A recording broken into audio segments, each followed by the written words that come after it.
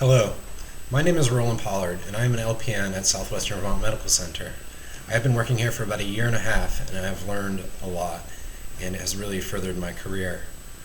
Um, the reason that we're here today is that I would like to discuss the implementation of an express care in our emergency room. As you may well know,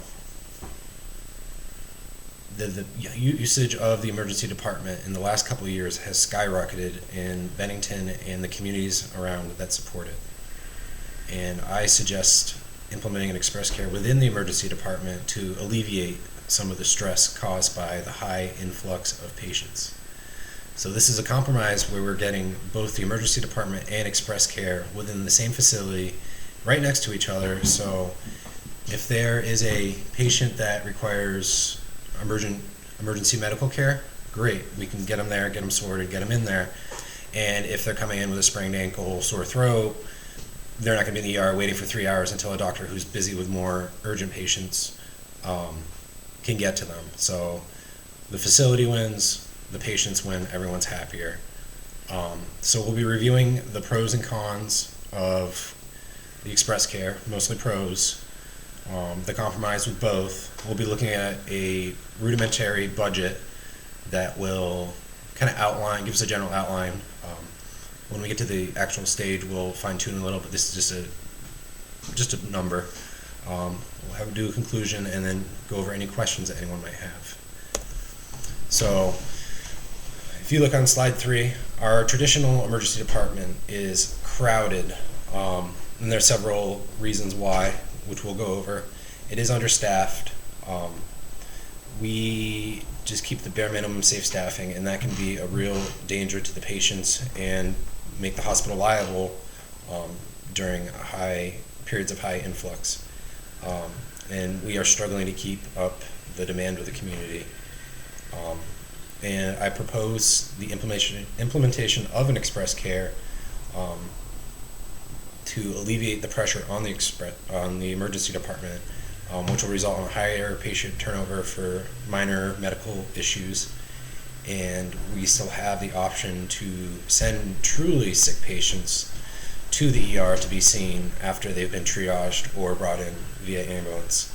Because we even get quite a few patients coming in through the ambulance for pretty minor things, sprained ankles, broken fingers, and that will help us budget our resources appropriately.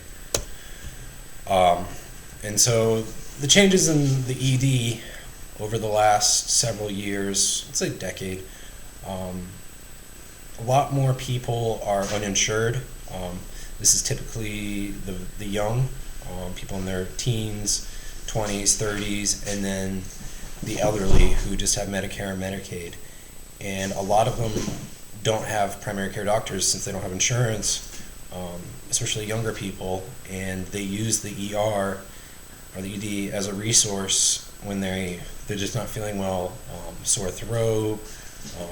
They'll go in for pregnancy tests, STD testing, screening, but a lot of minor stuff that could be seen in a doctor's office for a fraction of the cost and a fraction of the time when you just set up an appointment, but that's just not happening. And according to a study done by George Washington University, approximately 85 of ED visits do not require emergency medical interventions that are available there, and instead it's just pretty minor stuff.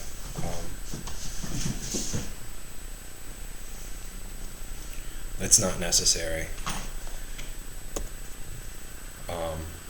And like I said, we do have pretty minimal staffing, which can be stressful for the nurses, the doctors, for the whole healthcare team, because you're just overwhelmed with patients, you're overwhelmed with the lack of support, and it can be very frustrating and can lead to medical errors. It can lead to a loss of the quality of care that we strive to provide to the patients, and there's potential lawsuits there for these mistakes that are happening when you're just flustered, not paying attention. And with an express care, we can alleviate some of that stress just by lowering the census in the emergency department. Cost is another big issue for the patients. A typical visit to the ER is about $1,000 for the services that they provide. They do charge a premium for the prompt service, and yeah, it shows. And a lot of people can't afford that, especially if they're uninsured. They end up with these bills. They go to collections. It hurts their credit. It's got a lot of long-reaching effects into a person's financial history.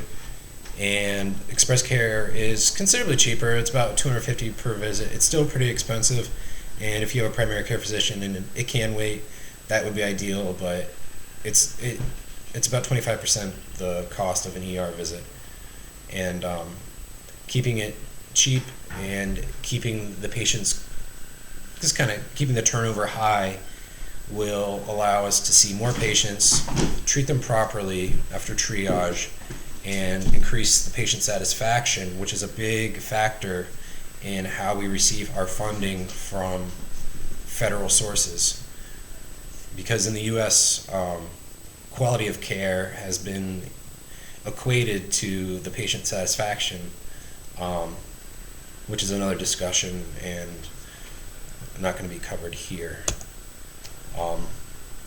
And so by implementing Express Care, as you'll see on slide 7, it results in cheaper staffing. We would just hire several PAs, or physician's assistants. They're acting under the scope of practice of the emergency medicine clinician, and LPNs or some recent new grad RNs can help the PAs with any medical interventions they need to implement, such as sutures, fitting for crutches, giving medications, shots, and then patient education about their condition and what they're going to do on discharge. Because we have the PAs and the RNs there, and they're not in the main ER, they can really ensure quality care and treat it well. Lower, like I said, it's a lower cost for the patient being seen there. It's also a lower cost for the hospital. PAs are cheaper to hire. LPNs are cheaper to hire. A starting PA who would work in this kind of setting would typically make $80,000 to $90,000 a year. An LPN would probably make $30,000 to $35,000. So compared to an emergency room doctor that you're paying maybe $120,000 a year, and an RN that you're paying about $50,000 to $60,000 a year. So those are some pretty big numbers, and if you get the right team in there, you could accomplish a lot. The emergency room is right there, so if a patient's health status deteriorates quickly, they are just down the hallway. They can be seen and treated appropriately. And this high turnover, quality care will increase patient satisfaction and result in more funding and more positive reviews. Another bonus of having the Express Care so close to the ER is that we can use the lab to test blood. We can use the radiology for imaging. We're right next to the MRI machine, so we can get them in there if that's what they need. And they can just wait in Express Care or even the lobby, depending on the injury. Slide 8, I go over the budget. I estimate about $350,000, which is quite a bit, but in the grand scheme of things, not so bad, and it would pay itself off with the increased funding and the higher patient turnover, billing insurance. So I estimate about $100,000 for medical equipment and supplies, about $100,000 for the hiring of three PAs and 4 LPNs for about 3 months, $30,000 for training classes and implementation. Just trying to get that cohesion established between the emergency department, the Express Care, and the other healthcare facilities, like our teams, like respiratory, the lab, imaging, and then $20,000 for miscellaneous costs, and so that totals to about $350,000 exactly. If you look on slide 9, this is the current layout of our emergency department. Patients come in the waiting room, they are seen in triage, and then they are escorted through the back door into the rooms 1 through 19. To the left is the doctor's room. There's storage and a closet.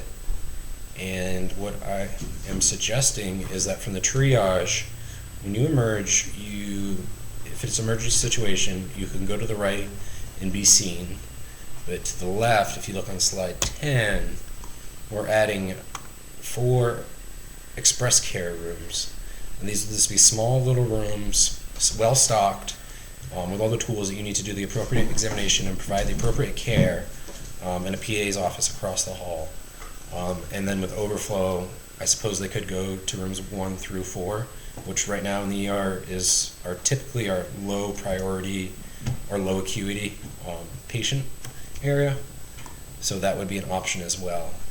But as you can see, it's so close to the ER that if any of these patients had a worsening condition, it would be no problem to get them in the ER and get them seen. And my conclusion is it's really the best of both worlds. Patients who don't need to be in the ER for 3 or 4 hours, they just need a strep test, they need an ACE wrap, they need to see if they fractured a toe, get in, get out, get the results, and go home happier. The lower cost for the patient and the hospital, the higher patient turnover and satisfaction, and being able to relieve the stress on the current ED and treat the really sick patients and ones who need more attention and more care. We would be able to provide that easier by alleviating that burden. And that concludes my presentation. If anyone has any questions, please ask. And please forgive my sideward glances, but my cats are playing quite a bit. Thank you.